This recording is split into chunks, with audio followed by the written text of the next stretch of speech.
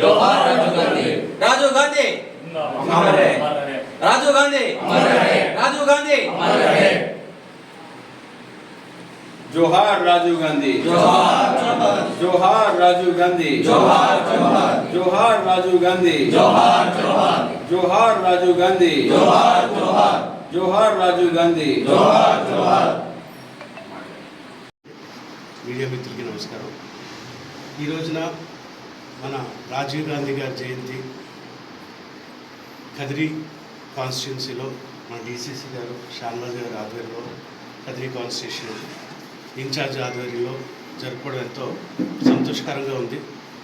ఎందుకనంటే ప్రధానంగా చూసుకుంటే భారతదేశ ప్రజలందరికీ తెలుసు మన రాజీవ్ గాంధీ గారి ద్వారానే కమ్యూనికేషన్ స్కిల్స్ అనేవి ఈరోజు ఇండియాలో ఇంత మెరుగ్గా వచ్చాయంటే ఆ ఘనత మన కాంగ్రెస్ పార్టీ, అలాగే మన ఫార్మర్ యంగెస్ట్ ప్రైమ్ మినిస్టర్ అయిన రాజీవ్ గాంధీ గారి వల్లే ఈరోజు ఇంత కమ్యూనికేషన్ డెవలప్ అయింది.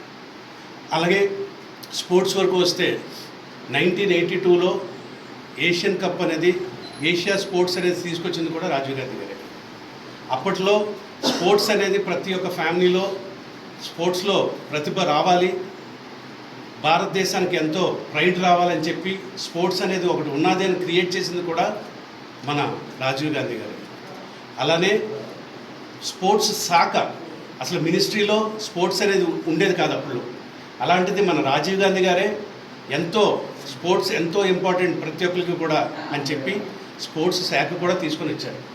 సో మన కాంగ్రెస్ పార్టీ ఎన్నో గొప్ప పనుల్లో మన రాజీవ్ గాంధీ గారు చేసింది ఎప్పటికీ కూడా ఎవరూ కూడా మర్చిపోలేరు. సో ఈరోజు ఆయన జన్మదినోత్సవం జరుపుకోవడం ఎంతో ఆనందంగా ఉంది. Thank you. భారతరత్న ఈ దేశ మాజీ ప్రధానమంత్రి అయినటువంటి స్వర్గీయ శ్రీ రాజీవ్ గాంధీ గారి యొక్క జయంతి వేడుకలను ఈరోజు కాంగ్రెస్ పార్టీ కుటుంబ సభ్యులందరం కలిసి ఘనంగా జరుపుకోవడం జరుగుతోంది. రాజీవ్ గాంధీ గారంటే ప్రపంచంలోనే నేటికి కూడా ఆయన్ని ఎవరు మరవలేదు. మన భారతదేశంలో టెలిఫోన్ మనం ఆనాడు ల్యాండ్లైన్ టెలిఫోన్లు మాట్లాడామన్నా, కంప్యూటర్లు మన దేశానికి పరిచయం అయిందన్నా, ఈరోజు మొబైల్ ఫోన్స్ మనం వాడుతున్నామన్నా దీనికి ముఖ్య కారకుడు ఎవరంటే యువ నేత మాజీ ప్రధానమంత్రి రాజీవ్ గాంధీ గారు అని చెప్పి తెలియజేస్తా ఉన్నాను. రాజీవ్ గాంధీ గారు అంత సౌమ్యుడు ఎవరు లేడని చెప్పి ప్రపంచంలో ఉండేటువంటి దేశాలన్నీ కూడా సమయం సందర్భం వచ్చినప్పుడు మాట్లాడుకుంటూ ఉంటారు. రాజీవ్ గాంధీ గారు ఈ దేశం కోసం ప్రాణత్యాగం చేసినటువంటి వ్యక్తి.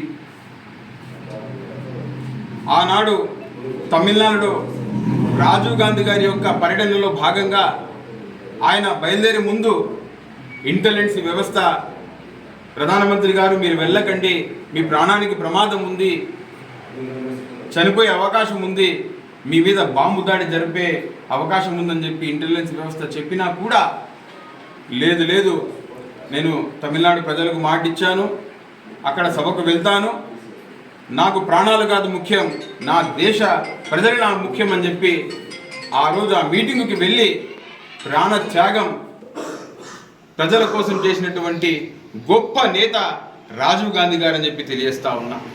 మరి ఆయన బిడ్డ అయినటువంటి రాహుల్ గాంధీ గారు మరియు ప్రియాంక గాంధీ గారు ఆయన హత్యకు కారణమైనటువంటి ఏదైతే మహిళ జైలు జీవితం గడిపిందో, మరి ఆ మహిళను ప్రియాంక గాంధీ గారు వెళ్ళి ఎంతో ప్రేమగా పలకరించి ఆమెను క్షమాభిక్ష పెట్టినటువంటి గొప్ప నాయకురాలు మరి ప్రియాంక గాంధీ గారు అని చెప్పి తెలియజేస్తా ఉన్నా.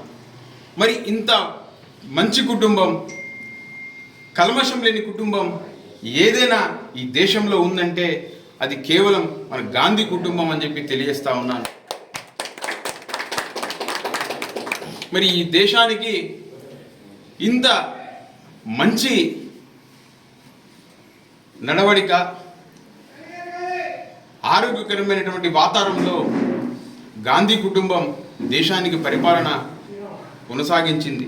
మరి ఈరోజు భారతీయ జనతా పార్టీ ప్రభుత్వం హింసను ప్రేరేపిస్తూ ఉంది, అనారోగ్యకరమైనటువంటి వాతావరణంలో పరిపాలన కొనసాగిస్తూ ఉంది. ఏమి తినాలన్నా, ఏమి బట్టలు వేసుకోవాలన్నా ఈరోజు భారతీయ జనతా పార్టీ నిర్ణయిస్తూ ఉందంటే ఇది చాలా ప్రమాదకరం అని చెప్పి తెలియజేస్తూ ఉన్నాం. జవహర్లాల్ నెహ్రూ గారు, ఇందిరాగాంధీ గారు, మన్మోహన్ సింగ్ గారు, రాజీవ్ గాంధీ గారు ఇంతటి గొప్ప నాయకులు కలలు కన్నటువంటి పరిపాలన మన దేశంలో ఈరోజు లేదు. దీనికి కారణం ఈ ఆర్ఎస్ఎస్, భారతీయ జనతా పార్టీ అని చెప్పి తెలియజేస్తూ ఉన్నాం.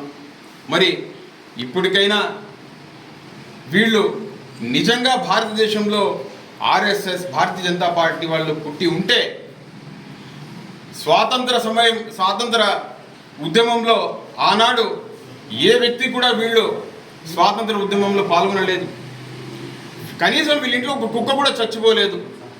ఇప్పుడైనా కనీసం ఈ దేశానికి మంచి చేయాలనేటువంటి మీకు ఉద్దేశం ఉంటే రాజీవ్ గాంధీ గారు చూపించినటువంటి మార్గంలో నడిచి ఈ దేశానికి మంచి పరిపాలన అందించాలని చెప్పి ఈ సందర్భంగా భారతీయ జనతా పార్టీ వాళ్లకు, కాంగ్రెస్ పార్టీగా మేము తెలియజేసుకుంటూ మరొక్కసారి రాజీవ్ గాంధీ గారి యొక్క జయంతి సందర్భంగా ఆయనకు ఘనమైన నివాళులు అర్పిస్తూ ఉన్నాం. జోహార్ రాజీవ్ గాంధీ, జోహార్ రాజీవ్ గాంధీ. మాట్లాడండి.